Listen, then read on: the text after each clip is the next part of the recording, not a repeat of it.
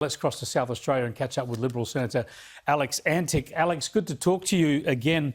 We were just talking earlier in the program about vaccine mandates and some of the pushback against that. There's been these dramatic cases in the sporting world. One in Adelaide, of course, the Adelaide Crows AFLW star Denny Varnhagen. She's burned her AFLW career effectively because she doesn't want to get vaccinated. And now Liam Jones, who's a 150 games plus player for Carlton, says no, he's not going to get vaccinated, so he's walking away from a $450,000 a year contract. It seems absurd, doesn't it?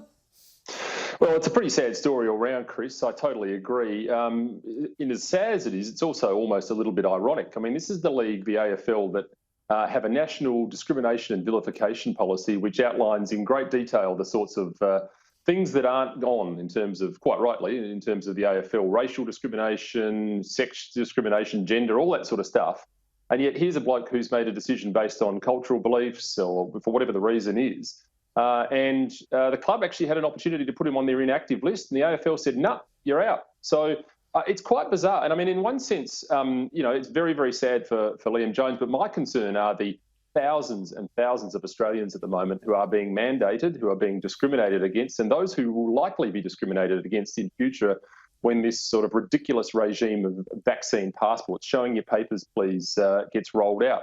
That's why I'm taking a stand on it. That's why I've said quite clearly that I won't be casting a vote in the Senate until such time as Australians are given protection from this sort of discrimination. Well, Pauline Hanson's going to put up legislation effectively banning any sort of mandate, but wanting Canberra to take control. Do you think that's the right approach?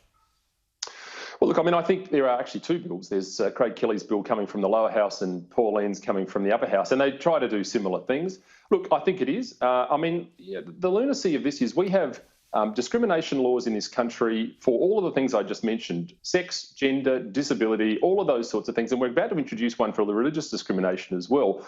But really the topic of the day, the one that's most on Australians' minds at the moment is this one of vaccine discrimination. So I think it does need that kind of fix. There may be other ways, but something needs to be done.